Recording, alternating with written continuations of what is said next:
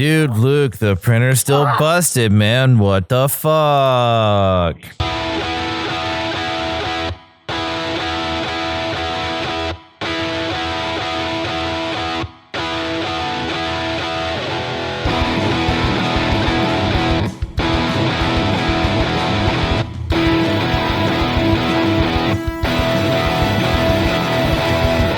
How's it going, everybody? Welcome to episode 117 of the Topless Robot podcast. My name is Ryan. I'm Tyler. Sometimes I am Brooks. I'm Dan. And there's a lot to talk about this week. The Video Game Awards happened on Thursday. Jeff Keighley's Video Game Awards. They managed pretty well with socially distant kind of thing. It was interesting to watch, I guess. There was not a ton that got me super stoked. And I mean, it being the end of the year, you're usually not going to see any huge announcements because, like, we just got... You've already done it? Yeah, we just got through, like Cyberpunk came out. We've got 2 new consoles. The next generation has officially begun. And so I did not have a lot of expectations. Tyler, I know you watched. Did anyone else tune in at all or catch up at all? I didn't tune in. I really just have the stuff that I talked about with you guys and with Brent. Yeah, I did a little bit of catch up, but I didn't watch it as it was happening. I watched it and had fun with it. It was actually fairly well done. I enjoyed the time watching it and making fun of some of those trailers. Yeah, all told, the production went well. And I loved seeing the Among Us team every time they won an award because I feel so good for that team. Like that team, that diehard team of a studio that had basically shut its doors because Among Us sat unnoticed for 2 years. They were crying in every scene. Yeah, it was awesome. That was the only one where I was like, just give them an award. Just give them one. Yeah, they deserve it. And they got 2, 3, 2 or 3. Also, I was very excited. Every single time Hades came up for an award, it was the only indie studio going up against AAA studios, like major studios. And that feels good. Like I can't think of a studio more deserving of it than Supergiant. Supergiant's awesome. Every game that they've made has been fantastic. The only one I didn't really get into was Pyre. I'm not a I never played Pyre, big sports game person. For those of us playing at home, what else have they done? Bastion and Transistor and Pyre. Oh, right.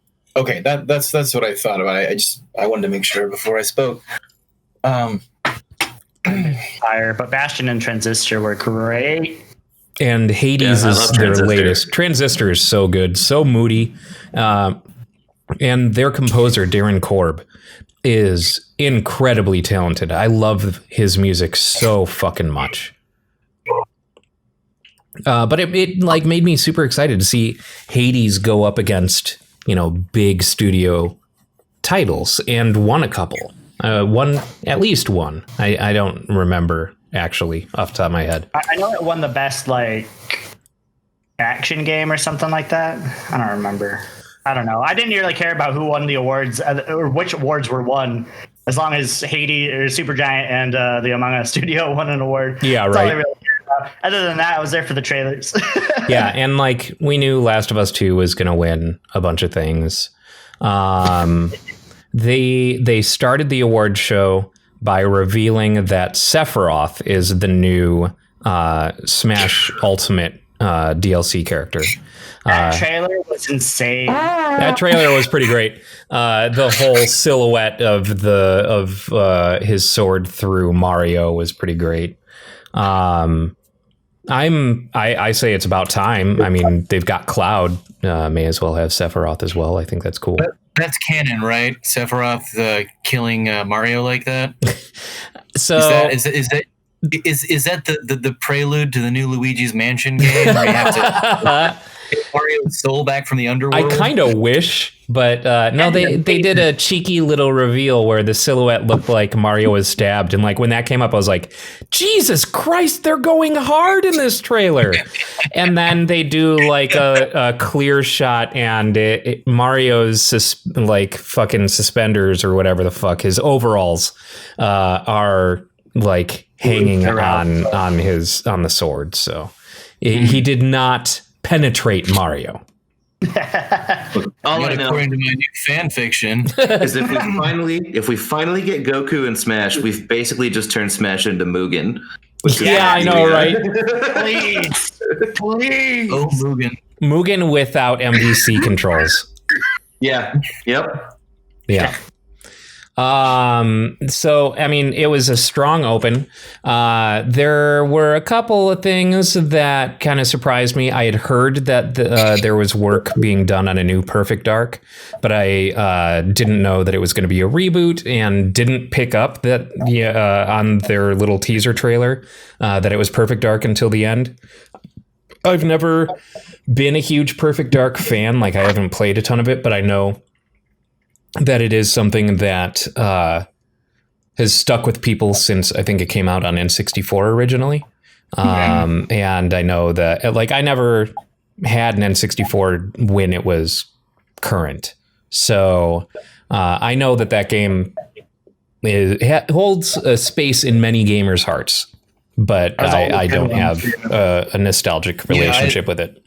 I don't either. I don't know enough about it to feign madness when I see the trailer for the reboot. I keep like, oh, we could fuck that up. Yeah, it's just Perfect Dark. That's the game that I heard people talk about. If I remember correctly, the N64 one is the only one that's worth playing too, because they tried to reboot it on the 360. I think it was a launch title for the 360. Weirdly enough, Perfect Dark Zero.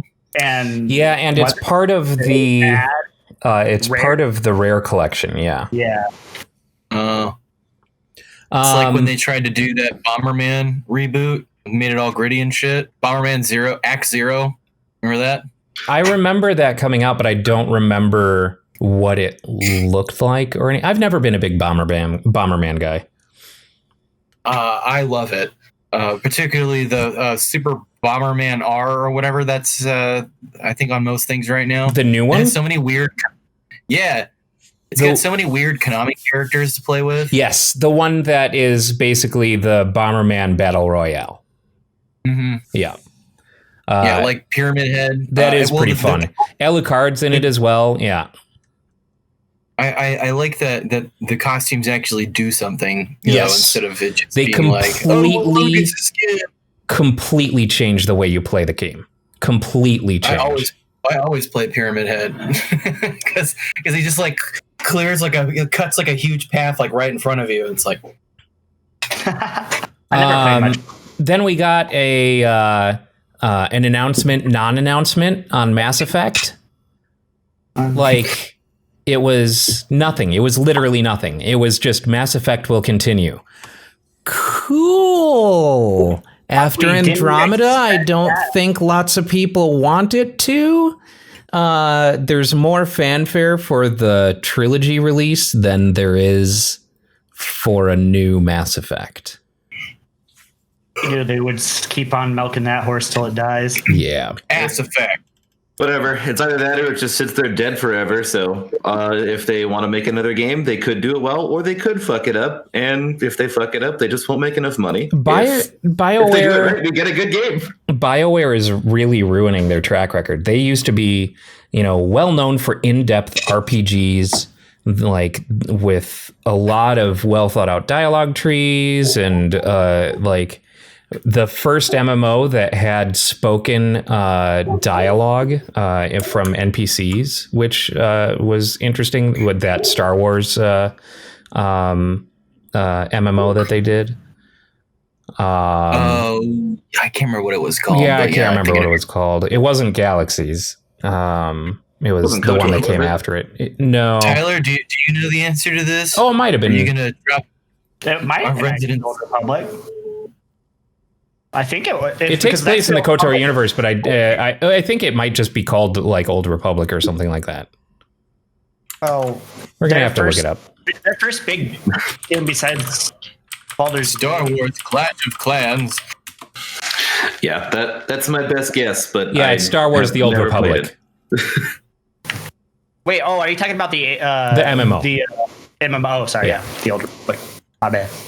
Yep. I was kind of happy. Yeah, but anyway, yeah. The Old Republic's actually pretty sweet. If you haven't played it, like the storyline in it is actually a lot of fun. And I played it when it came out. It's one of the more tolerable MMOs. I can't imagine that the servers are still live. Yeah, they are. Really? They released, yeah, the Old Republic released a fairly large expansion within the last couple of years. No shit. I had no idea that was still going on. Oh yeah, it's super popular, so it's free. It's free to play now. Some MMOs have the power of immortality, such as World of Warcraft, unfortunately. Yep. And RuneScape. Hey, Wow. don't you dare talk shit about RuneScape in my presence. I mean, hell, Guild Wars is still up. I'm fairly certain they've never. Yeah, I'm pretty sure Guild Wars is still running. Guild Wars 2 is at the very least. And if only we could just get our classic Ultima Online back. I never played games online, so you guys have fun in your online fantasy world while I am out there scraping tar from the floors of the real one. And Dan combines both of those by playing Space Station 13. Yeah. We also got a peek at the spiritual successor for Left 4 Dead. The Turtle Rock Studios guys are doing Back 4 Blood. And it looks like Left 4 Dead with giant zombies. And varying degrees of giant zombies. Like what they showed in the trailer was some of the classics, like boomers and shit like that, but looked like a new one that was like a spider. It had 4 arms and it can fucking retch at you and stick you in place. But then there's an ogre, which is drastically larger than most of the zombies. And in most cases, you would just go, that's a fucking giant, like, good Lord. But then there was another one that was like 4 times the size of the ogre in the trailer. So it like borders on Painkiller boss sizes. If you guys remember the game, the first-person shooter Painkiller, the boss battles in those are fucking great because they're larger than life, like giant bosses. And this seems to kind of have that feel, but 4-player, co-op, same as Left 4 Dead and stuff like that. Left 4 Dead, the equation, what they came up with there was good. No need to change it up too much. Just keep it going, I guess. I was watching that trailer, and the whole time I'm like, is this Left 4 Dead? Yeah, I was doing the same. Yeah. Is this Left 4 Dead? Back 4 Blood. Okay. Yeah, right. No, it's Back 4 Blood. Definitely not Left 4 Dead. Legally distinct. Yeah.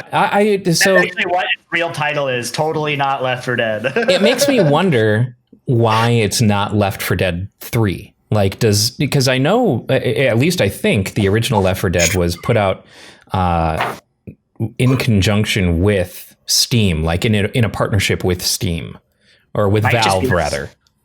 It might just maybe that's why Valve's just not relinquishing its death grip on its IPs. Yeah, I guess. That kind of almost tells you that we'll never see any of their old IPs get moved to new. Oh yeah, definitely not. Publishers, because it also just helps feed into the shitpost of Valve can never release a game with the number 3 in it. So it had to be Back 4 Blood because it couldn't be Left 4 Dead 3. It's true. It's very true. Ooh, that was a crunchy boy. Ooh. Don't like it. And then probably the most confusing to me was Vin Diesel the Game. Okay, speaking of watching a trailer and going, is this that the whole time I was like, is this the new like why is Vin Diesel replacing Aloy? Yeah, right. And looking at those character models, the only character model that was like firmly seated in the uncanny valley was Vin Diesel. All the other characters look fine. They all look perfectly normal, but he's just like this lifeless face. He looks like in one of the Rainbow Six games, you can put a picture of your own face on your character model. He looked like that. Well, to be fair, Vin Diesel looks like that in real life. So Family. I was so confused. I'm like, so what the fuck is this? There's dinosaurs. There's futuristic weaponry. There's, so I thought it was Turok. I thought it was, okay, I guess they're making something more with Turok, starring Vin Diesel. But no, it was Ark 2. I did not realize that Ark had enough of a fan base in order to bring on someone like Vin Diesel. And then beyond that, the cartoon that they're having made with David Tennant, Elliot Page, and Vin Diesel, and like just a ton of big name actors in this animation for a game that when it released ran barely.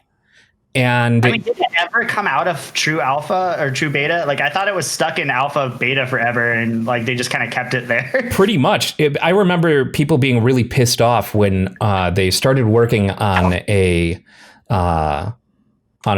offshoot from Ark before the main game went 1.0, and it's like all it is a fucking survival crafty game with dinosaurs. Oh, that one. Okay, I was getting because I'd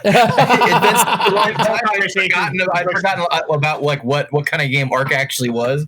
I just remember seeing a lot of copies in bargain areas. It's just Brooks sitting here just going, yep. Yep. Yeah, it surprised me because like Vin Diesel is a big name, and all the names that are attached to Ark properties now are really big names. Did Ark get good at some point? Like, did Ark start working at some point? I know for a while it was like. Ask Noah.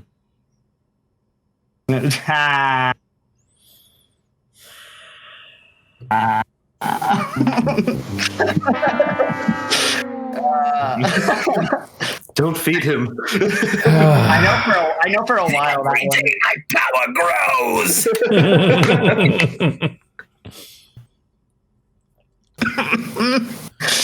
I know for a while Ark was like all that Reddit was talking about, like probably like 2 years ago or a year and a half Taylor, ago. it is cold enough for you to go outside and treat your tuberculosis. Also, generally, when I hear that Reddit's been talking about something a lot, I probably hate it because Reddit sucks. I'm our field reporter from Reddit. Our field reporter live from the wasteland known as Reddit. I actually just started using Reddit like a month ago, so... Don't turn back. Tyler, is there anything remaining in the Reddit lands that has yet to be reduced to ash? I didn't think so. Nope. Don't do Join it, the bro. Topless Robot subreddit. Reddit.com/r/topless robot. It's a thing. It's there. Down our own corner of the internet. Yeah. I haven't We updated have that 43 in. pictures uploaded of drawings of Dan's elbows. I haven't updated our subreddit in a year. At We have a least. subreddit. Yes, we actually. Yes, I we wasn't really do. kidding. We actually have a subreddit. That was not I a thought you were bit. kidding. We should just start posting pictures of our feet every other day or so. The most confusing corner of the internet.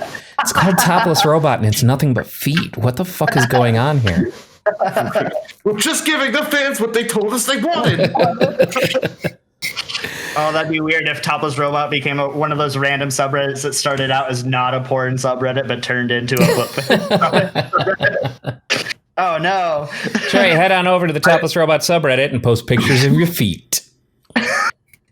I will put it to the torch if that's what it becomes. I'm going to upload a video of my feet smashing open a bag of Fritos. Only if you wiggle your toes in the Fritos dust.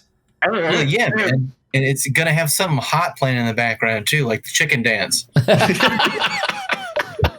Oh, man, that gets my motor running, I tell you what. Where's the Mel Torme? So we also saw a teaser for the new Dragon Age, which is called Dragon Age. Dragon Age : Dragon Age. Yeah, I mean, I don't know if it's a reboot or what. There's a new Among Us map. New Among Us map. I really hope it's not a reboot because the way they left the Dragon Age Inquisition storyline hanging at the end of that big DLC had me really interested to know what was going to happen next. Oh, really? So, I didn't realize that we had any Dragon Age players among us. Yeah, I did not like 2 at all. Origins was okay, but I actually really liked Inquisition a lot. And the story is left in a very interesting spot, like almost to a point of like apocalypse. Okay.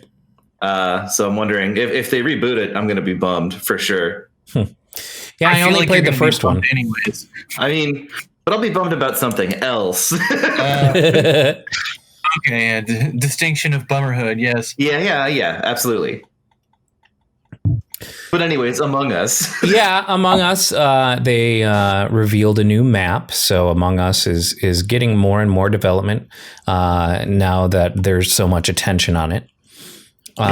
So good for them now having the resources to put into that. Fall Guys. They had to have made bank. I know you can play it for free on mobile, but I'm sure a bunch of people still paid for the game. Oh yeah, I definitely paid for it. Yeah, I paid for it too. I play it for free on mobile. I like to support our developers. So, I mean, someone bought me a copy that I've never played because I don't like the game. I enjoy it. It's fun with the I enjoy it too. I like those games that are like Werewolf and shit like that. The Fall Guys season 3 starts on December 15th. So that's this Tuesday. I totally have played like maybe an hour or 2 of Fall Guys, and I love Fall Guys so much. I have not played a ton of it, but I have loved it every time I've jumped in. Have they kept their player base up? I know they had a big drop off a while ago, and I think they managed to stabilize it, but I don't know if it's still like going strong. I'm not really sure. Like when it first came out, I definitely played it a bunch, and then I just kind of stopped. And it's for no particular reason either. Like it's not like I got bored of it because when I jump in, it's still fun, and it doesn't feel like other players are getting better than I am because it's not that kind of game. Yeah, of course. So I don't think it was that. I honestly think the biggest reason a lot of people were stopping is because of the lack of variety. So I think if they're adding in like new game modes or new maps, the seasons, then I'm sure people are going to keep playing. Yeah, and the seasons seem pretty short too, because I feel like season 2 was not very long ago, and that's where they introduced some more. More maps and different games and stuff like that. So early on in a game's lifespan, I feel like your seasons have to be short, right? Otherwise, you can't have like a year-long season of the one game mode you have. Yeah, right. Fortnite has announced a new character. Oh, joy. Master Chief is gonna be in Fortnite alongside Kratos. It's Master Chef, okay? It's John Halo. John Halo. Greetings. Halo. I am John Chief Halo. You can call me Master. And they also announced that alongside Master Chief, Fortnite is getting a Blood Gulch map. Yep. A recreation of Blood Gulch.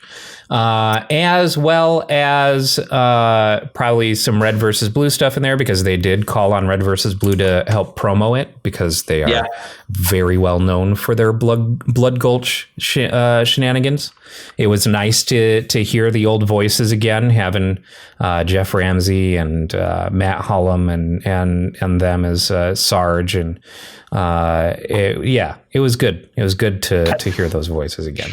As much as now my people- fanfic where Kratos actually kills Master Chief and dabs on his corpse can happen. That's And true. I'm about it.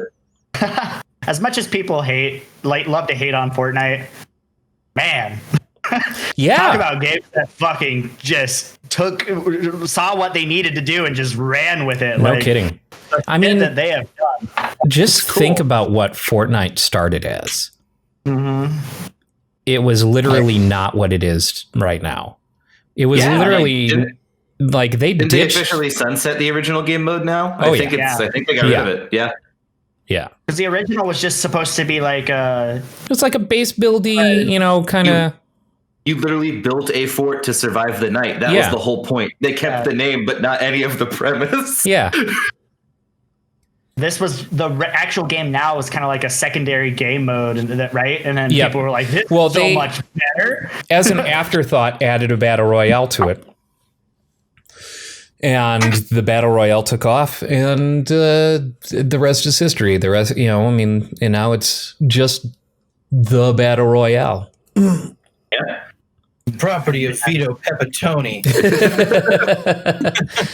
They are also going to have some Walking Dead characters. Daryl Dixon and Michonne are going to be added to Fortnite as well.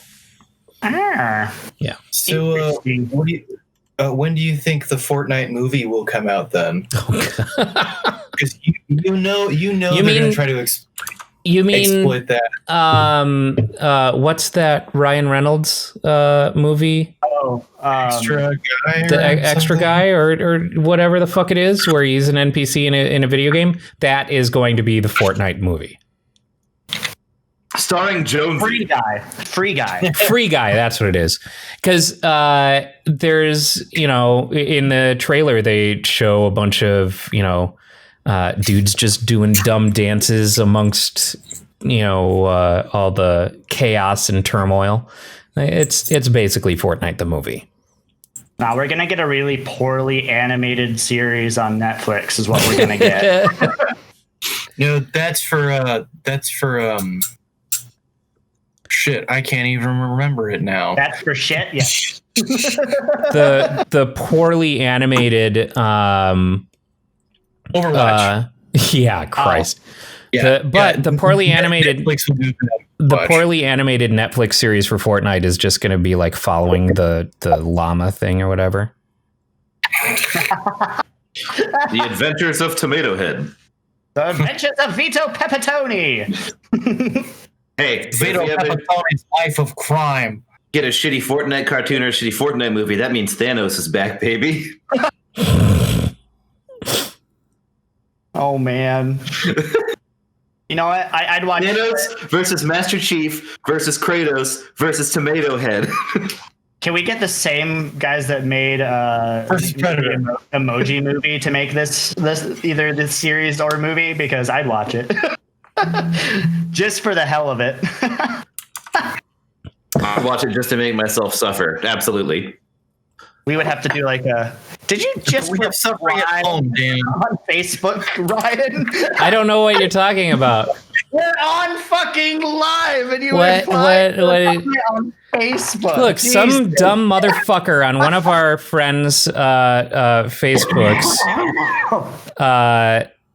She posted, if anyone can think of a good reason for a country to have a $738 billion military budget and no healthcare, I'd love to hear it. And this is a meme that has been going around. I fully agree with the meme. And one of her shitty friends chimed in, said, protection from other countries, and they are global peacekeepers. And there's some, kind of back and forth in the comments. And I just commented, they are global war makers. Fix that for you. Put in quotes, they are global war makers, because that's what the U.S. is. The U.S. is an oppressive force to every other country on the fucking planet. We're not peacekeepers. Yeah, but what about Right. the Fortnite And defense? his comment in response to me was, Trump didn't start any new wars. We have the Democrats for that. Whatever. Nowhere in the thread is Trump mentioned once. I want to go back to talking about Tomato Head. I just responded to him. I didn't mention Trump once in my comment, you brain dead jackass. Because the Topless Robot political sidebar. If you are a Trump supporter, you make yourself known very, very easily and very quickly, because when people say something about America and America's bad habits over the past centuries, you bring up Trump, even though no one was talking about Trump. It's like being vegan, but worse. Yeah, exactly. Trump supporters will let you know they're Trump supporters.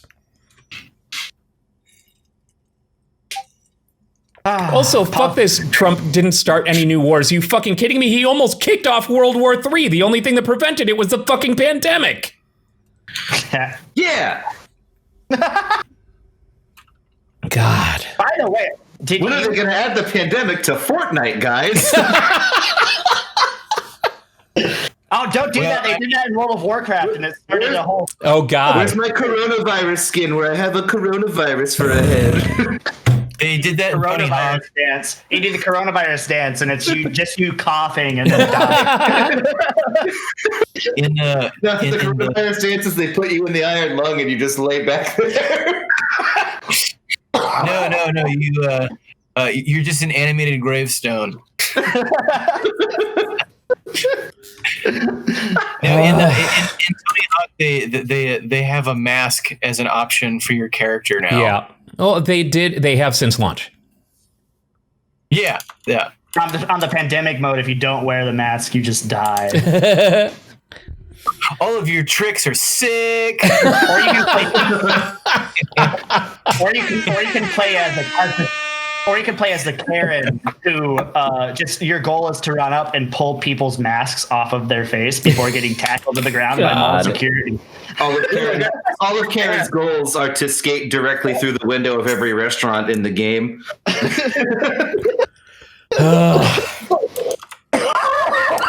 So anyway, there's this charming new game coming out called It Takes Two, which looks very cute. It is a co-op platform adventure game. A couple who are having relationship problems get transformed into dolls, and they have to work together in order to figure out their situation, and it looks very cute. They definitely show us on the doll where your relationship failed. They definitely right here and right here. They 100% made that song because they were listening, or made that game because they were listening to "It Takes the Two of Us," and they're like, "Man, I want to make a game about this." Actually, that's not the song, because the song that they used for the fucking "It Takes Two, baby. It takes two, baby, right. Baby, that me song. And you." Hey, that song. That's the song I meant. Yeah. Welcome to the Topless Robot Old Fogey Ballad album. Either way, they listened to that one of those songs about taking two. My brain's broken right now, okay? Just don't give me shit. You've heard me coughing like a motherfucker. There is some, probably what I was most excited about out of the announcements at the Game Awards is the spiritual successor to Dead Space. Oh yeah, that's pretty cool. Callisto Protocol. And it is a game from Dead Space developer Glenn Schofield. Coming in 2022, though, so we got a ways to wait. But it is going to be a spooky game, and it looks good. In the spirit of Dead Space, so we have two not what they are games, but they are. I feel like the Dead Space one could have had a much closer knockoff name, like Left 5 Dead or whatever it's called. Hell yeah. Look, if we're still alive by then, we'll make sure Tyler plays it and he can cry. The Dead Space. Dead Space Dead. Won't avoid death. East Block. And did you see that? Did you guys see that trailer for the was it Crimson Desert, and just how insane it looked? And like, I'm still really confused about what it's going to be. No. Yeah, it was nuts. It was like I think it's supposed to be an MMO. It's the sequel. Or it's a spiritual sequel to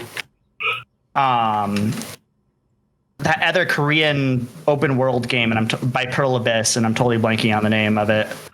Black Desert Online. It's a spiritual. Yeah. But like they showed this like gameplay thing, and it was just absolute insanity. Like it's like a fantasy world, and like you have swords and whatever, and like you're kicking ass. And then all of a sudden, it's like you're blowing up castles with catapults. And then all of a sudden, you're riding a dragon and flying around and having dragon dog fights in the air. And I'm just like, how are you gonna fit all this fucking stuff into one game? I'd rather have motorcycles and handguns. Oh yeah, that was weird. It was like, it looked really cool, but I was like, man, there's no way this is gonna be a good game. Or it's going to be ridiculous and actually super cool, but it looked interesting. Yeah, it looked interesting, but I mean, time will tell. Whenever we see more of it, and once it comes out and stuff like that, I feel like a lot of the things that were shown off at the Video Game Awards, we just didn't see enough to really get a sense. In most cases, there's stuff that like at least the trailer shows, a good sense of the mood that they're aiming for, and whether so like that's why Callisto that kind of stands out to me and shit like that, or it was stuff for like already established IPs like Dragon Age, Mass Effect. These are things. Hey guys, remember these games?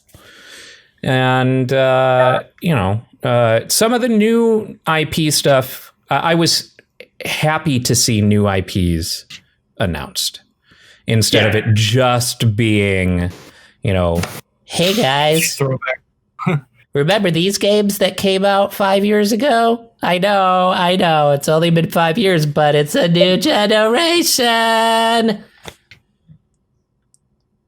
Let's re-release the same games on a 5-year cycle. I mean, that's one of those things that's very much in line with both video games and movies. People are afraid to make new things. They just want to rehash or, make a 10th sequel to the same thing. Yeah. Speaking of shamelessly taking advantage of gamble anymore.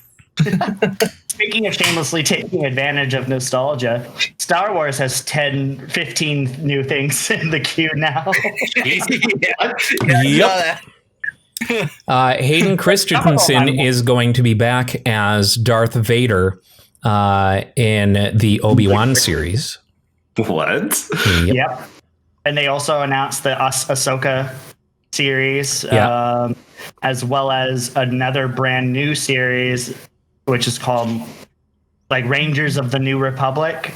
And both of the Ahsoka and the Rangers of the New Republic are going to be Dave Filoni and Jon Favreau. So those two I'm excited for. And they've got a new Rogue Squadron movie coming out that is being directed by the director from Wonder Woman.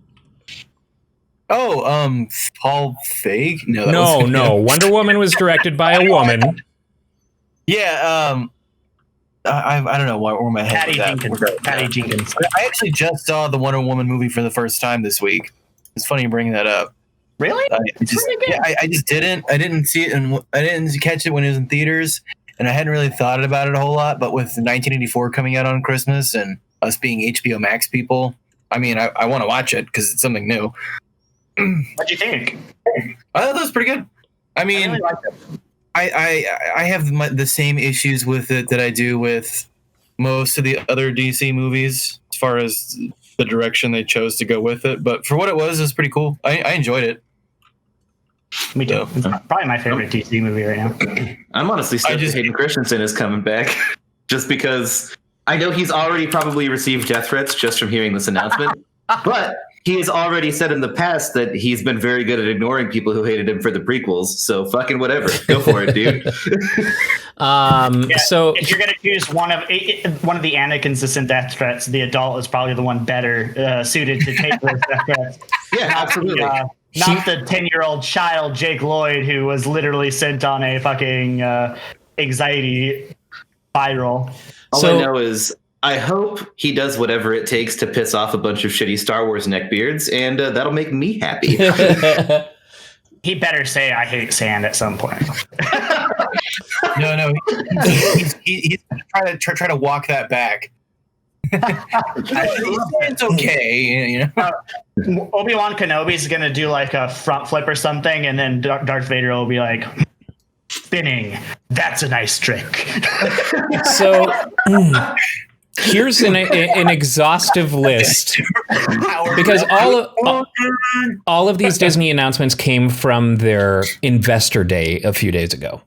Here's an exhaustive list, because it wasn't just Marvel, it wasn't just Star Wars, right? So Beauty and the Beast, working title, will star Luke Evans and Josh Gad, and will have new music composed by Disney legend Alan Menken. So they're making a sequel to Beauty. No, it's a series. Set in the world of Beauty and the Beast. Apparently. Ron Moore and John M. Chu will reimagine the classic Swiss Family Robinson. Additionally, the studio is developing Percy Jackson and the Olympians, based on the best-selling book series by Rick Riordan from Disney Publishing Worldwide. And Disney Television Studios is currently in production on 4 live-action series set to debut on Disney Plus in 2021. The Mighty Ducks Game Changers, which picks up where the films left off. Emilio Estevez returns as Gordon Bombay. And he's going to be coach this time. I mean, he was a coach the whole time? Or I guess. He's always been the fucking coach. Sorry. Yeah, he was not one of the... For some reason, my head was going straight to the kids. I don't know why. Turner and Hooch is a buddy comedy starring Josh Peck and his partner, a sweet and slobbery mastiff. They're making a series on the classic Tom Hanks film Turner and Hooch. Who the fuck asked for that? I have no idea. Like, who's like, you know what my favorite Tom Hanks movie is? Turner and Hooch. I want that to be a fucking cinematic universe. I mean, it is a pretty great movie. It's all right. It's fun, man. It's like it's peak 80s Tom Hanks. If we're talking peak 80s Tom Hanks, then I'm going to go with The Burbs or Joe versus the Volcano. Really? Not Bachelor Party? Yeah, I mostly just like seeing Abe Vigoda in being made to suffer as an old person. So Joe versus the Volcano is great. Or what was the actual quintessential 80s Tom Hanks film? Splash? Nope. Big? Nope. Sleepless in Seattle. That wasn't the 80s. That was the 90s. Oh, yeah. Wasn't it like 92, though? That's still Mazes. Yeah. You talking about Mazes and Monsters? I am talking about Mazes and Monsters, which warns against the dangers of playing Dungeons and Dragons. Well, the game inside the movie is called Mazes and Monsters for legal distinction reasons. That should be the name of the episode, for legally distinct reasons. So I have to ask, Dan, Tyler, are you familiar with Mazes and Monsters? I've heard of it. I've never seen it. No. Oh, get ready to be punished. All right, so I'm going to go down this plot synopsis in the Wikipedia here. The film opens with a scene that is repeated later in the film, in which a reporter meets with police searching a cavern. He is told a game of mazes and monsters got out of hand. Robbie Wheeling starts college at the fictional Grant University and soon develops a group of friends, all of whom have their own personal problems and issues. JJ feels marginalized by his mother, who constantly redecorates his room since she can't make up her mind about the best look in his self-decorating. He wears This was made for TV, by the way. Yeah, he wears a variety of unusual hats. Kate has had a series of failed relationships and suffers from her father leaving home. Daniel's parents reject his dream of becoming a video game designer, and Robbie's alcoholic mother and strict father fight constantly, and he is still tormented by the mysterious disappearance of his brother Hall. They are fans of Mazes and Monsters, a fantasy role-playing game that had previously caused Robbie to get kicked out of his last school when he became too obsessed with it. Though he is reluctant, the other 3 students convince him to start playing again with them. Through the course of playing the game, Robbie and Kate begin a serious relationship in which he confides in her that he still has nightmares about his missing brother. Eventually, JJ, upset by feeling left out by his friends, decides to commit suicide in a local cavern. In the process of planning it out, he changes his mind and decides the cavern would be better suited to a new Mazes and Monsters campaign. He dramatically kills off his character to force them to start a new campaign, in which he describes they will be living out their fantasy. He proposes playing his new game in a disused and condemned cavern, and dismisses the warnings from his friends who reluctantly agree to participate. During the actual spelunking, Robbie experiences a psychotic episode involving the last time he saw his brother, and he hallucinates that he has slain a monster called Gorville. From this point forward, Robbie believes he is actually his character, the cleric Pardew. This leads him to break off his relationship with Kate to maintain celibacy, and to start drawing maps that will lead him to a sacred place he has seen in his dreams called the Great Hall. In his dream, the Great Hall tells him to go to the Two Towers, and he disappears. His friends report him to the police while concealing their trip into the caverns. They and police investigators suspect he is deceased. Robbie travels to New York City, where he stabs a mugger whom he imagines to be a monster. He sees blood on the knife, then sees his bloodied clothes in a window, and breaks out of his delusions for long enough to call Kate from a payphone. After he agrees to go to JJ's house, a delusion leads him into the subway. Not finding him at JJ's house, the friends deduce Robbie has equated the two towers with the twin towers of the World Trade Center. Robbie believes that by jumping off one of them and casting a spell, he will finally join the Great Hall. After a search, his friends find him and stop him from jumping off the South Tower observation deck using the game's rules, once again pulling him out of his delusion. The film ends with the friends visiting Robbie at his parents' estate, hoping to pick up their friendship where they left off. Though he is now in regular counseling, it is implied that Robbie will live out the rest of his life trapped in his imaginary world, believing that he is still Pardew, that his friends are really their characters, and that he is living at an inn, actually his parents' home, and paying for his boarding with a magic coin, which magically reappears in his pouch each morning. He then tells his shocked friends of a great evil lurking in the forest across the lake, believing that it threatens the lives of the innkeeper and his wife. The three, feeling sorry for Robbie and guilty for their role in his psychotic break, decide to engage him in a game of mazes and monsters, letting Robbie dictate the events to them. In the end, Kate says, "And so, we played the game again. For one last time." One last ride, brother. Yeah, family.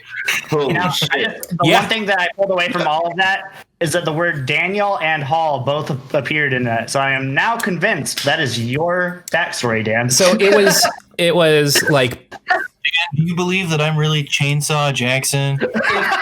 If for a moment you would ever suspect that if I was delusional, I would choose to be a cleric, you're fucking wrong. It was a cautionary tale it was like a Lifetime after school special kind of movie that was warning parents of the dangers of Dungeons and Dragons.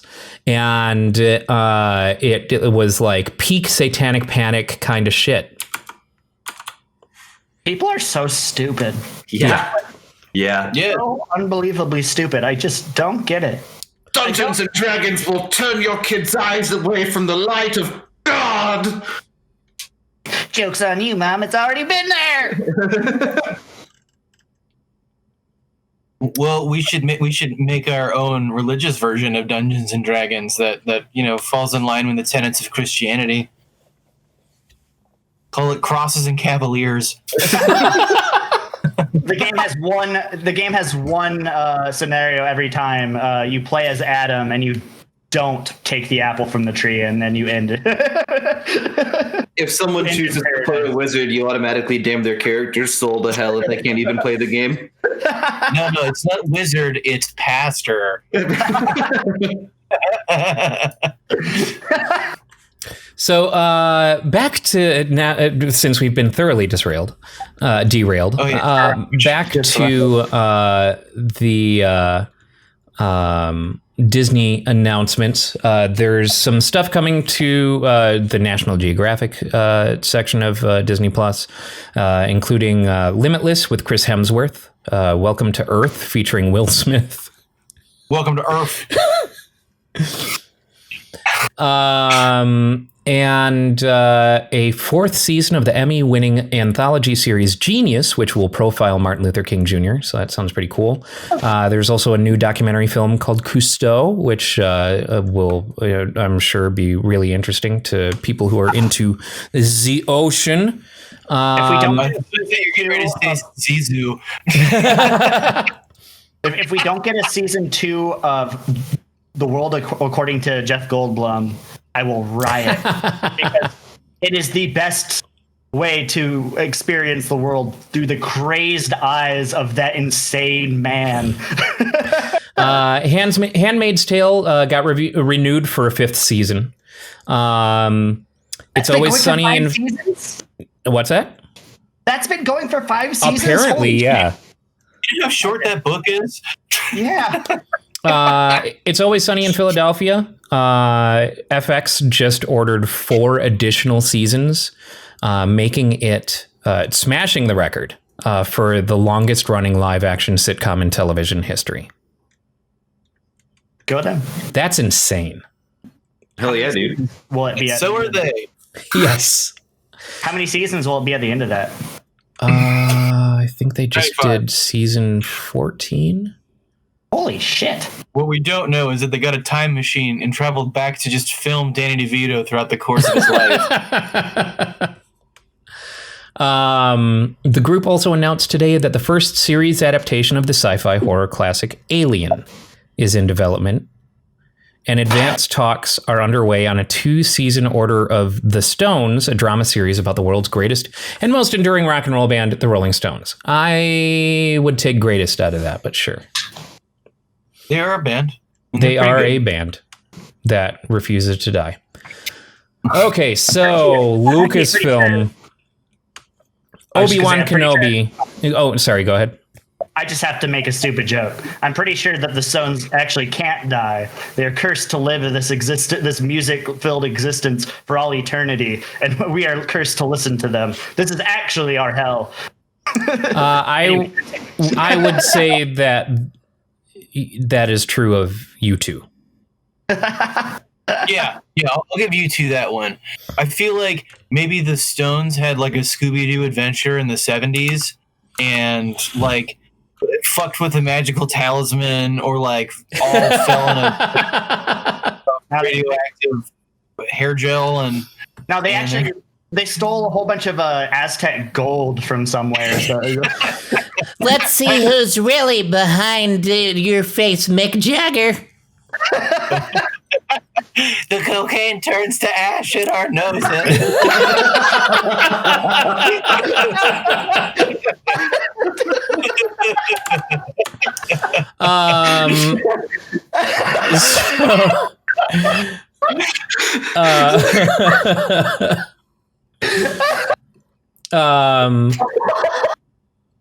Star Wars. Obi-Wan Kenobi starring Ewan McGregor with Hayden Christensen returning as Darth Vader. And as Tyler said, there are 2 Mandalorian era series that are being made by Jon Favreau and Dave Filoni, Rangers of the New Republic and Ahsoka. And then additional new titles announced for Disney Plus include Andor, Star Wars The Bad Batch. Is this like a Gremlins 2 riff or what? No, the Bad Batch were introduced in the latest season of Clone Wars. Okay, and it's like the Dirty Dozen of the Clone Troopers. Yeah, because like what was the subtitle of Gremlins 2? The new batch. That's right. Yeah, this is they're kind of like they kind of have like super. They kind of are like one of them is a super good sniper, one of them super strong, and they basically are like the Fantastic Four, okay. Dirty Dozen of the and kind of assholes. So I don't know how they're going to make a show or what direction that show will take. Speaking of the Fantastic Four, we are getting a Fantastic Four series, but we'll get further into that once I get to the Marvel portion of this. Star Wars Visions, Lando, The Acolyte, and a droid story. So a whole bunch of Star Wars media being made that are not mainline films. We should set up a March Madness bracket for what we think is not going to make it. Yeah, right. Actually, that's not a bad idea. That's genuinely not a bad idea. The Jon Favreau, Dave Filoni ones will 100% make it. I 100% trust in those two. Willow is getting a series. We talked about this when it was originally announced way back. Yeah. And Warwick Davis is coming back to reprise his role as Willow Offgood. Gaia! You're nothing but a peck. You take that back. There was something that I was going to look up that I totally just spaced on. Oh, yes. So let me find this. So Taika Waititi is doing one of these things. The Star Wars ones? Yeah. He's still doing a Star Wars movie. So, okay. All right. So there's Rogue Squadron that's coming out, directed by Patty Jenkins of Wonder Woman. We talked about that. Also announced was Indiana Jones, the next installment in the Indiana Jones franchise, directed by James Mangold. But no real details there. Is the entire movie just the real-time procession of Harrison Ford's funeral? Harrison Ford's never going to die. He's just going to become lower and lower energy. He's going to eventually morph into a leather jacket. It belongs in a museum. At one point, he's just we're just gonna find him like on his couch, like halfway through sitting up, not dead. He's just like that. And he just freezes. Like every one of those like Harrison Ford angry points, and he forgets where he is. Chewie, where are we? Wait, hold on. So, all you millennials making fun of old people. There is a new Star Wars feature film by writer-director Taika Waititi and Children of Blood and Bone, based on Tommy Adeyemi's New York Times best-selling novel to round out the feature film slate. So Taika Waititi posted on Instagram, and it was probably the best fucking take in the world. So he posted a screenshot of the tweet from the official Star Wars Twitter. It says, a brand new Star Wars feature with acclaimed filmmaker Taika Waititi is in development. Get ready for an unforgettable ride. So he posts that screenshot, and what his comment on it is, what? As a longtime fan of Star Wars, I'm so angry about what I'm about to do to ruin it. So he's gonna do the Fear and Loathing in Las Vegas, but it'll be on the moon of Endor. I am. We were 50 miles away from the shield generators when the yubs kicked in. He already helped with raising Arizona, but in Star Wars universe with Mandalorian. Mm-hmm. No, sir. He did Lone Wolf and Cub. Thank you very much. So it looks like there's also a Hocus Pocus 2 in development. Ew. No. Oh, no. Why? No. God. Reboots of Three Men and a Baby with Zac Efron.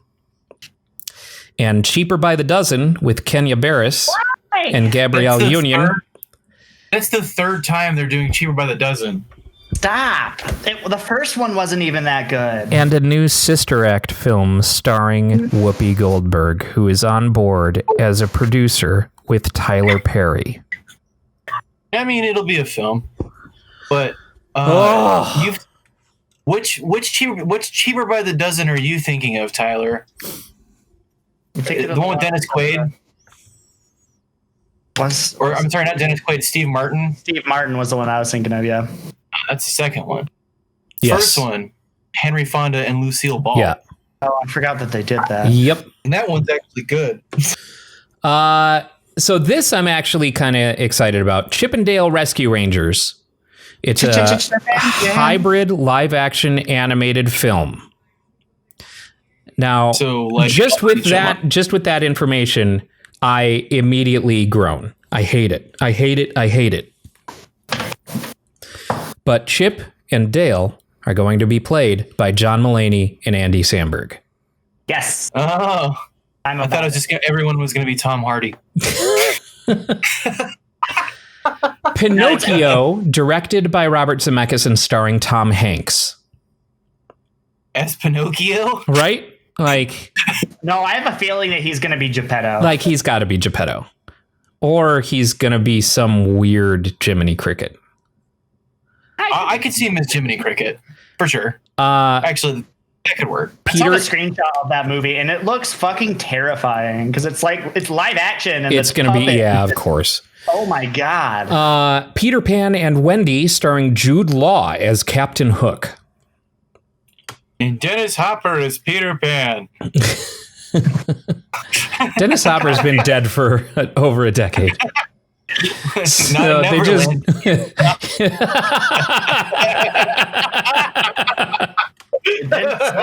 didn't stop Disney with Grand Moff Tarkin and Rogue One. So Disenchanted, a sequel to the hit film Enchanted. A little late to be making a sequel to that, but cool. Amy Adams returns as Giselle. Oh, I forgot about that. I actually liked that movie, weirdly enough. That was a fun movie. I did see that terrible movie Godmothered that was on that hit Disney Plus. That was fun. So what else you got? What other garbage do you have to throw at us? The Ice Age Adventures of Buck Wild, starring Simon Pegg. I don't even know what that is. Neither do I, but it's Simon Pegg, and it's a lot of entertaining words in a title. That was a lot of words put together that don't make sense. Yeah. And apparently they're making a new Night at the Museum film. Oh, boy. That one, the first one was great. After that, I love the first one. Honestly, all of them have been pretty decent. I didn't like any of the ones after the first one. Really? I enjoyed all of them. And fucking rest in peace, Robin Williams. But man, him as Teddy Roosevelt is just the best thing in the world. That was great. Also had, God, what's his face? Who played Freddie Mercury. Rami Malek. As Tutankhamun. Yeah, that was weird. I didn't realize that was him until after I watched the Queen movie. I was like, oh my God, he was that? Well, then definitely play the video game Until Dawn. I did. It's really good. Yeah, Rami Malek is in that as well. Before anyone knew who the fuck Rami Malek was. And Hayden Panettiere is in it. He was in Larry Crown with Tom Hanks. Today's presentation also included a preview of upcoming feature films such as Jungle Cruise, Cruella. Oh, yeah. So Cruella de Vil is getting her own movie. A prequel. Is she really interesting enough for a whole movie? I don't think so.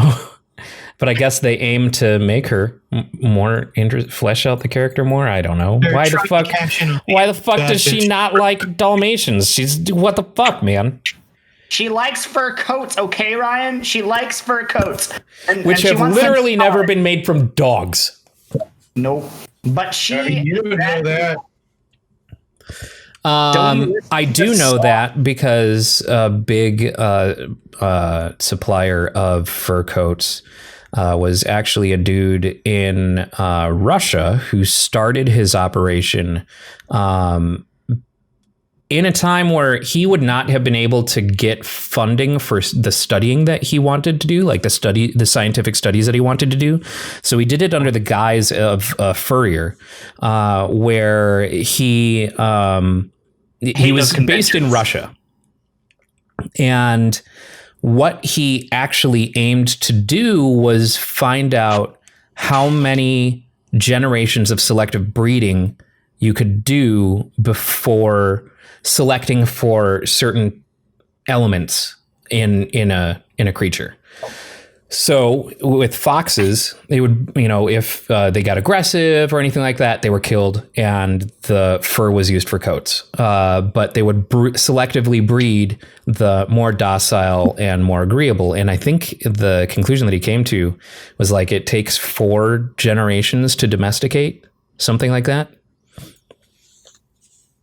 Yeah, it's what I gave there is a very pared down, very, like there are a lot more details. It's a really interesting story that is covered on an episode of Radiolab that I highly recommend.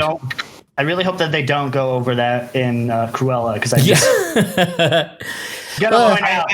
That's interesting. I've known about that, but what does that have to do with making a fur coat out of a dog? He was using foxes, not dogs. Oh, well, I mean, so there's one guy. Cruella saw that guy. He's like, why can't I if he can make them out of foxes, why can't I make them out of cute little puppies? So there's also going to be a prequel to The Lion King. Again? Called The Lion Prince and The Little Mermaid. With prequels to Little Mermaid? I don't know. The way this is worded is weird. I'm assuming it's a live action of The Little Mermaid. We knew about the live action Little Mermaid a while back. Oh, that's right, because they already did casting announcements. They casted a black girl to be Ariel. Yeah, and she looks perfect for the role. The internet got mad. That's right. Yep. That's right. The other people get mad about everything on the internet these days, so I don't it's hard to keep up. The other castings are pretty cool, though. There was because they announced a few of those, which I was pretty excited for. And I'm totally blanking on all of them. Javier Bardem is going to be King Triton. Oh, yeah. Oh. Who's going to be fucking Sebastian? I don't even. Josh Gad. Yeah. Oh yeah. Fucking. Oh my God, my brain doesn't work today. Davy Diggs is going to be Sebastian, which. Oh, right on. I'm kind of stoked about that, so I will watch it. So there are some new animated series coming out as well. One is called Baymax, so it's a Big Hero 6 series. Zootopia Plus, so we're going to spend some more time in Zootopia. Tiana, which I don't know. I think that's Moana, the series. Princess and the Frog. Oh, okay. The Frog. So I'm assuming. As well as Iwaju, which will be produced in collaboration with the Pan-African comic book entertainment company Kugali. I don't know what that is. Whatever this Turning Red thing is that I've been seeing, this new Pixar film, I'm excited for it just based on the still image. It's basically like the still image makes me assume that it's a little girl who becomes Tanuki Suit Mario. For what? Turning Red. All I heard was little girl turning into Mario. Turning into a Tanuki Suit Mario specifically. Because what, so the, let me. She turned into a red panda? Yeah. Okay. I'm going to post this in the Discord chat. Red pandas are cute as fuck. So it looks super cute. It's a Pixar film.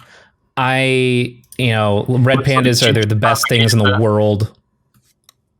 And Pixar movies are generally pretty solid. Yeah. There is a new, I think it's going to be a movie called Lightyear that is the origin story of Buzz Lightyear, but not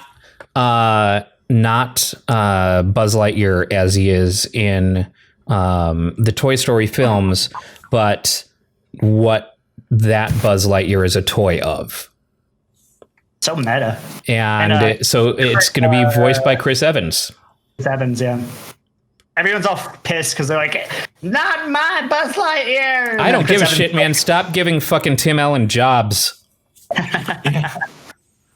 Tim Allen's a piece of shit. How about Marvel? Those are the ones that I was excited. We're getting there. We're already over time. So we're just going to keep going because we haven't even talked about Cyberpunk 2077 yet. What? I don't know if I can hold my poop that long. I'm kidding.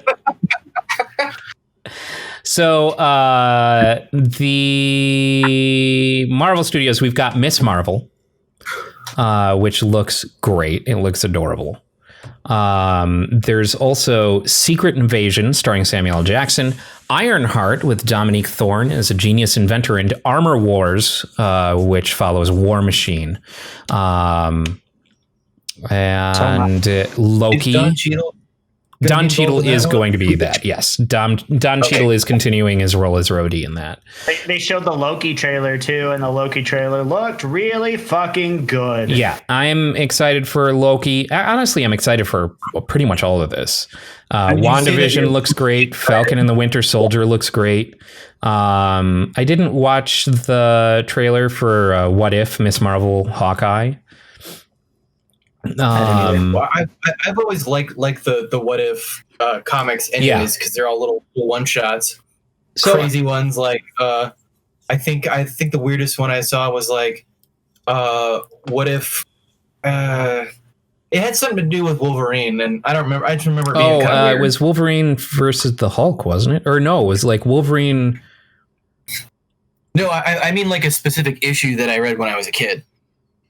Yeah, no, there was an iconic What If that had Wolverine that I thought was Wolverine versus the Hulk, but I think there might be like a What If Wolverine killed Sasquatch or some crazy shit like that. I can't even remember. Wolverine killed the Hulk, maybe? Yeah, it might be something like that. I can't remember.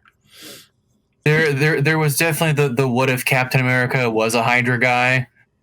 We get that one. I think. What if? And we've talked about this before when they announced the What If series. I think that it's going to be a really cool outlet. Yeah, it is animated. Yeah, I think it'll be a really cool outlet to play with those characters that we've come to get to know in the building of the Marvel Cinematic Universe.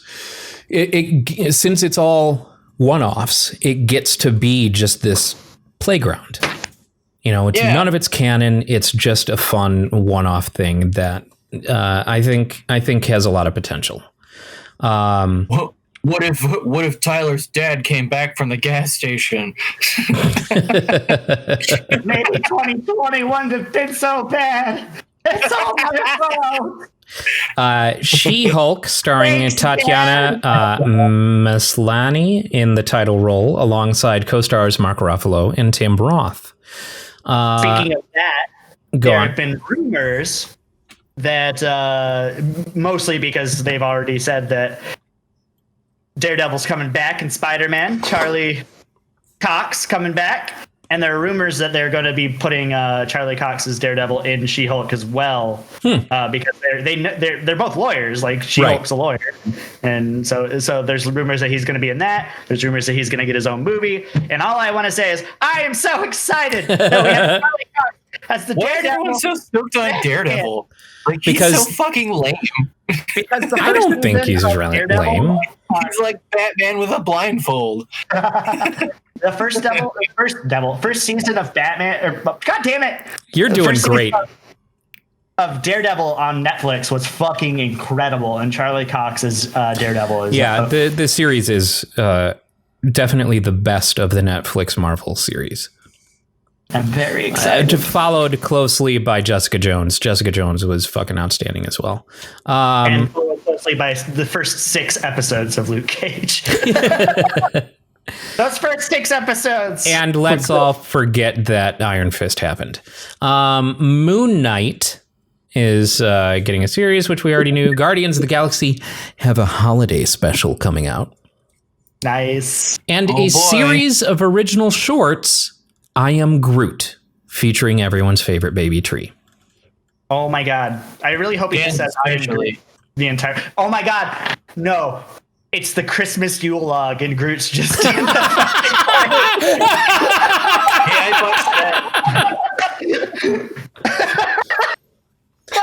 All right.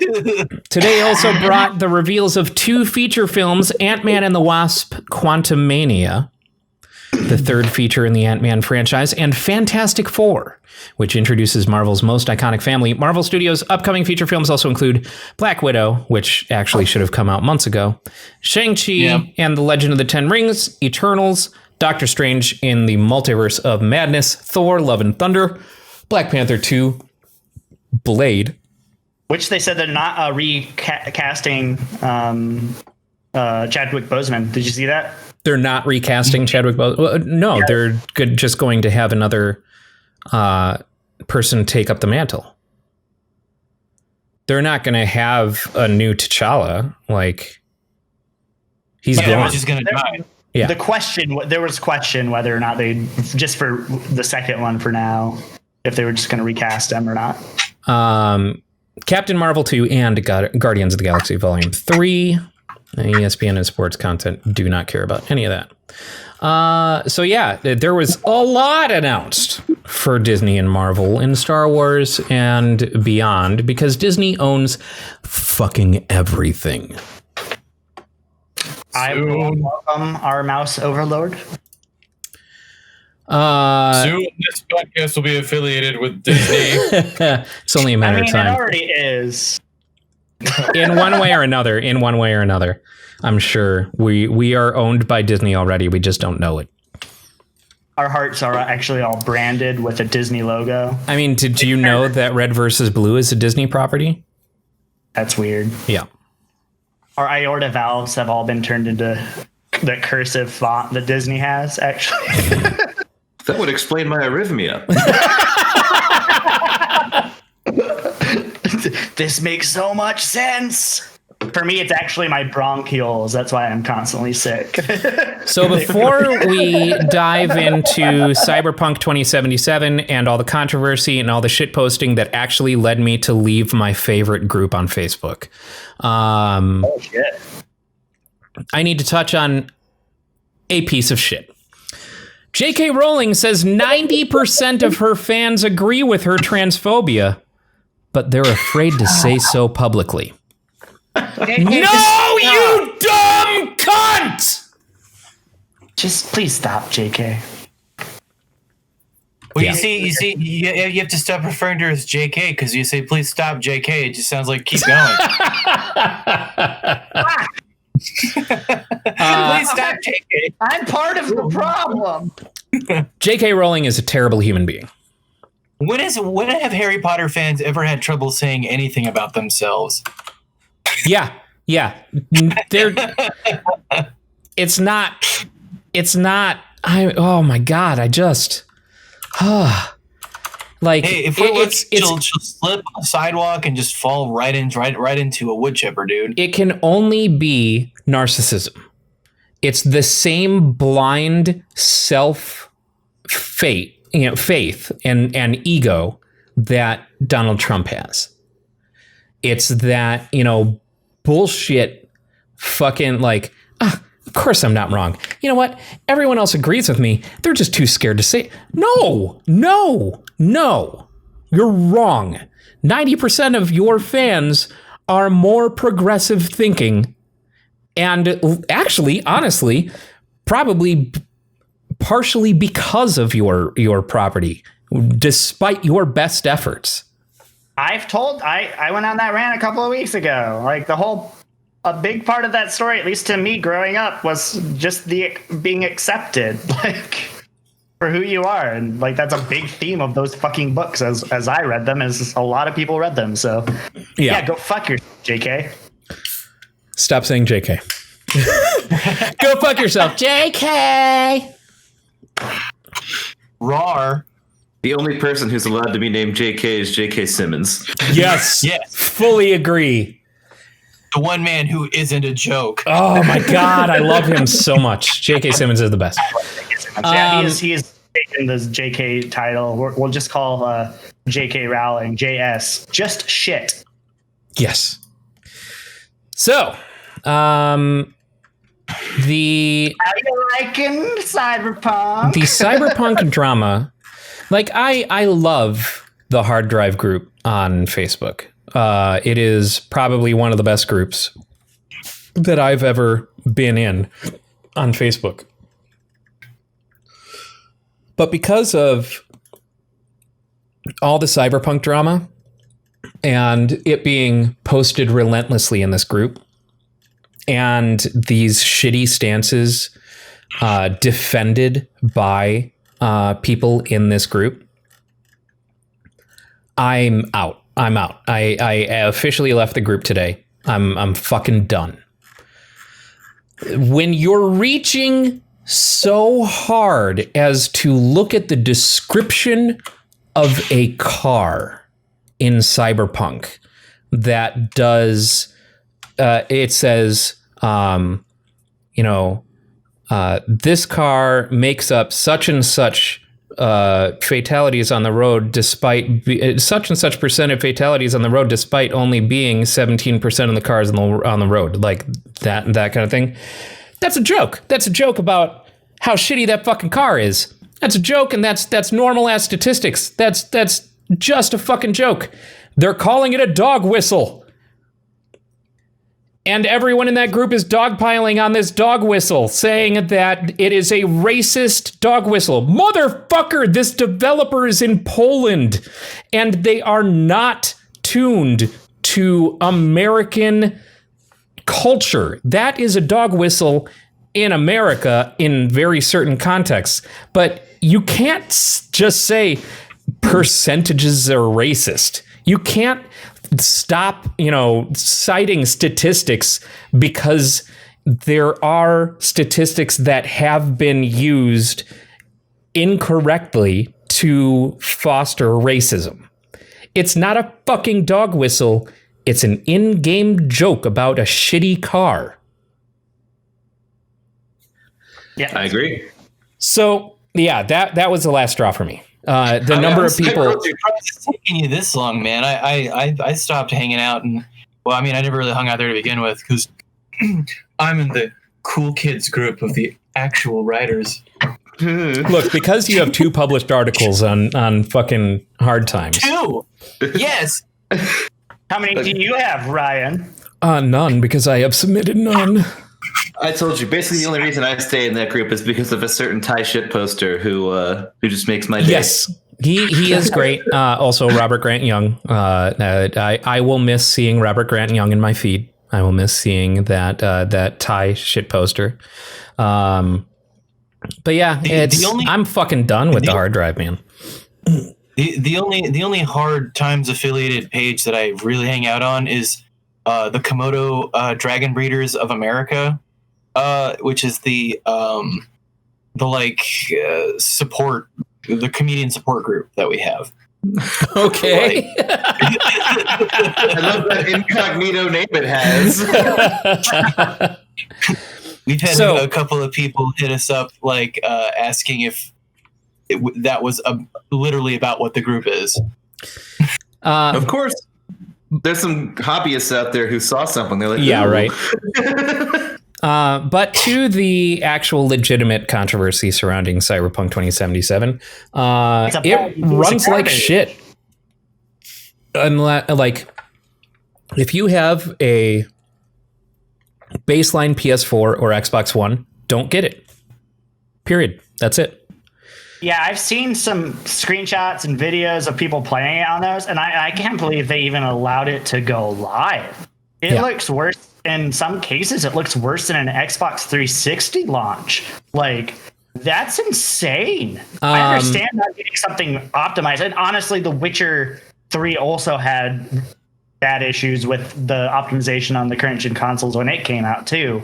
But this is a different level. So I had pre-ordered it on PlayStation because I wanted, whenever they do the next gen patch, I want to be playing that game with a DualSense controller. So I started playing it on my PS5. So it's the PS4 version playing on PS5. Lots of graphical glitches. Sometimes I have to reload a save because something doesn't function properly. It's no more bugs. When you're playing it on hardware that can run it, it's no more bugs than a Bethesda release. And y'all fucking love Skyrim so goddamn much. Put it on your refrigerator. So it's very obvious that they developed this for PC first, because PC has the fewest problems. And to that note, I actually bought it on Stadia yesterday. And I'm having a better experience on Stadia than anything else. It is smoother, everything. That's not to say that I don't encounter bugs. I'm still encountering some bugs. But it looks and plays best on Stadia. Interesting. Yeah. And probably on GeForce Now, I would guess. But I haven't bought it on Steam. I'll buy it on Steam probably next year just so I can compare. And so I don't have to use my Chromecast Ultimates to play the game. So I can use my NVIDIA Shields instead, because those are the ones that I use more often. That was loud. So yeah, it's honestly, I started playing on PS5, got probably 5 or so hours in. I have a save on my PS5 and my PS4 Pro and now Stadia. So my PS5, I rolled a Street Kid. My PS4 Pro, I rolled a Corpo. And on Stadia, I rolled a Nomad. I am now 8 hours in on my Nomad on Stadia. And I have been enjoying the hell out of it. There are lots of just really fun little nooks and crannies and unexpected references and, things like that. Like I shared that clip with you guys today of, I wouldn't really consider this a spoiler, but GLaDOS makes an appearance in Cyberpunk 2077, and it's fucking clever. There's a lot of things like that. Like Kojima's in it. Yeah, it has to be because it's Snatcher. Yeah, right. And he's just as like, his head is so far up his own ass in Cyberpunk, just like it is in real life. That's fantastic. So yeah, I've switched to Stadia as my primary way of playing it until they do a next gen patch for PS5, so I can play it with the DualSense. And it's been great. Like it looks gorgeous on my phone. It looks gorgeous on my TVs. So on Stadia, you have fidelity mode or you have frame rate mode.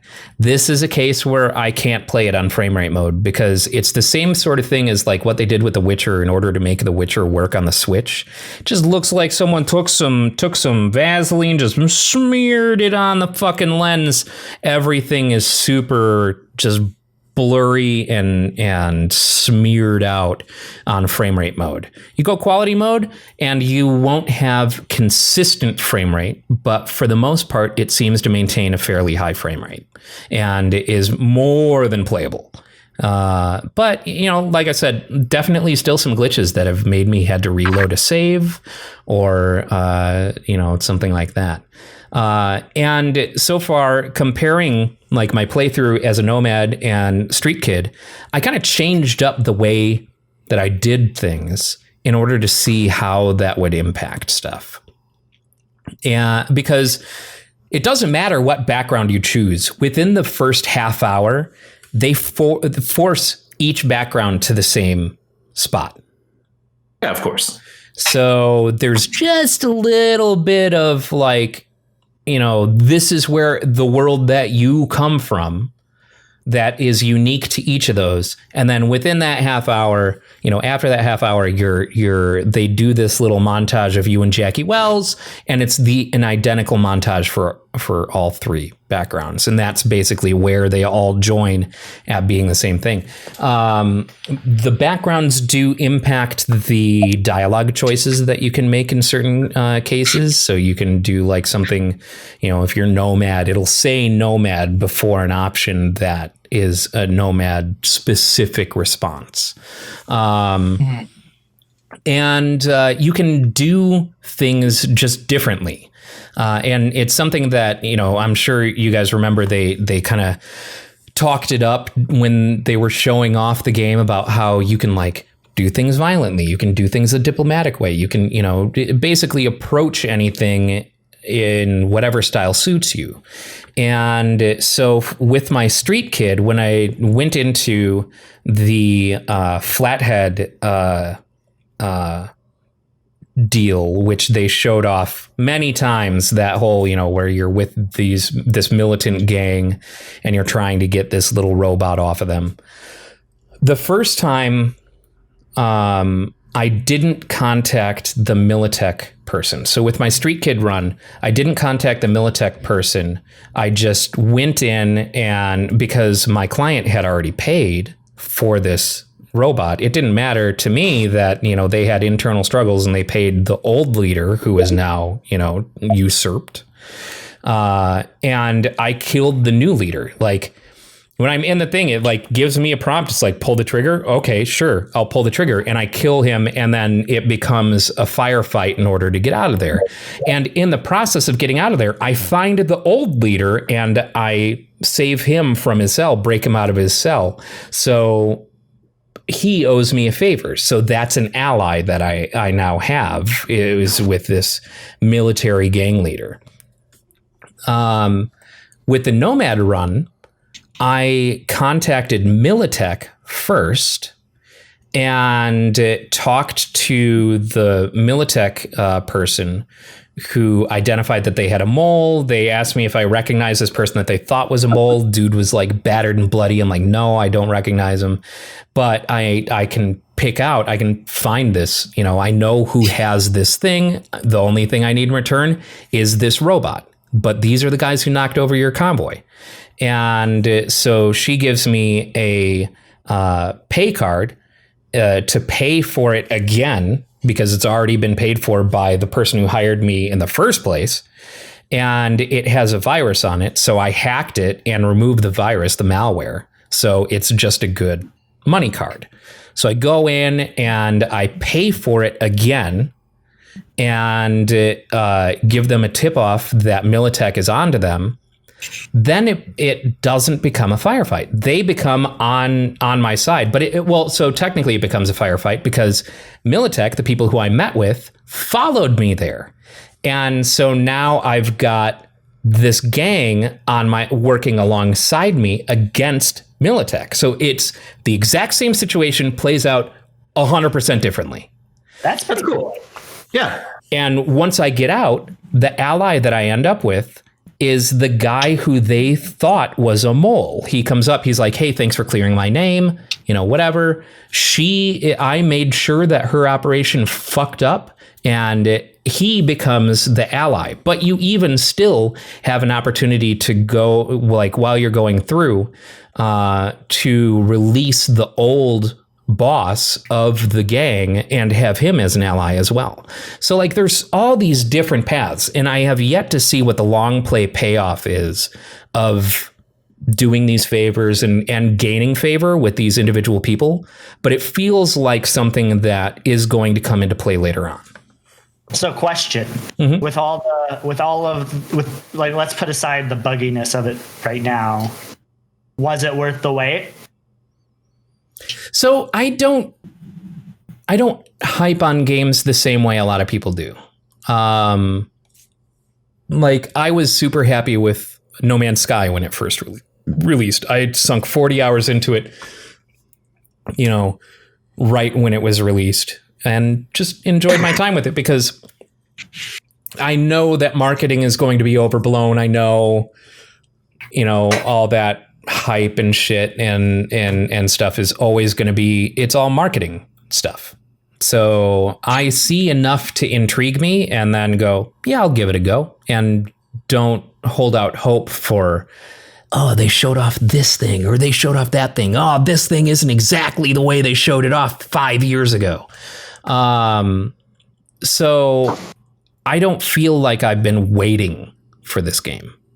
Okay. I guess, did it live up to anywhere near the hype that it was getting so far? I can't really speak to that. I don't think that... I know that a lot of people got overhyped, and I know that those people are now feeling underwhelmed. I can say that I've just been enjoying myself in it. Like, I mean, think about it. It came out on Thursday. That's a good point. And I've got across 3 save files 30 hours into this game already. Oh, wow. So Ryan, you didn't play 2 hours and then just not play it? What have you done to my boy? And what's funny is, Cyberpunk! Unfortunately, it overshadowed a much more important release. Because the other game that came out on Thursday was Pixel Junk Eden 2. And Pixel Junk Eden was a Q Games game that came out on the PlayStation 3, and it was so fucking great. All those Pixel Junk games are fucking great. Pixel Junk Monsters, Pixel Junk Shooter, Pixel Junk Racer, and Pixel Junk Eden. And Eden is such a fun and interesting game. And the sequel, after it being largely ignored for many years, there was a Pixel Junk Obscura that came out on mobile. But it's just a fun little game where you go into gardens and you play this weird little creature that it's hard to describe. You just have to play it. It's a very soothing and fun game that came out originally on the PlayStation 3. And so a sequel hit the Nintendo Switch on Thursday. And I've been really enjoying that as well. Every time I poop. Speaking of which... Fine, you know what? Fine. I forgot to release last week's episode on YouTube, so this episode and last week's episode will go up at the same time. Oops. You get to listen to us for a couple hours. And I am on vacation until January 4th. So we're going to start streaming next week, Dan and I. I'll be doing some morning streams, and once I get a stream schedule from Dan, we're going to be doing some Devil May Cry 5 special edition, some Virgil shit. Legendary Dark Knight. And some Demon Souls. And possibly other things. So we're going to be streaming a whole lot more now that I've got 3 weeks of vacation. Y'all should fuck up that taiko drumming game. I need to get the hardware for that. I found out last night, when me and Zeke found out that you can change the drum sounds, because I was not aware of that. So there's a mode I have that's called English, which is literally like the widest, most flat voice you can think of, saying the name of the drum sounds that the Japanese. Don. Yep. Don. That's No, great. Don. Hello, Don. I'm trying to talk to you, Don. It reminds me of my E-Kit has a sample set where it's just someone making the drum noises with their mouth.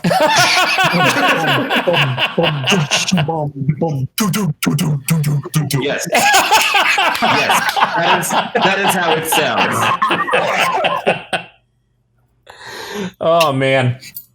All right.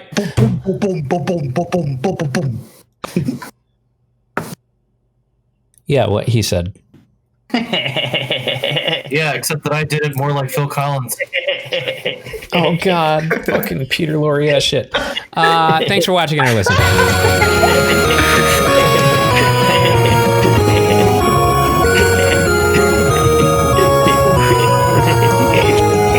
do we take Tyler out back in the desert now and shoot him and put him out of his own grave, or do we let him tire himself out?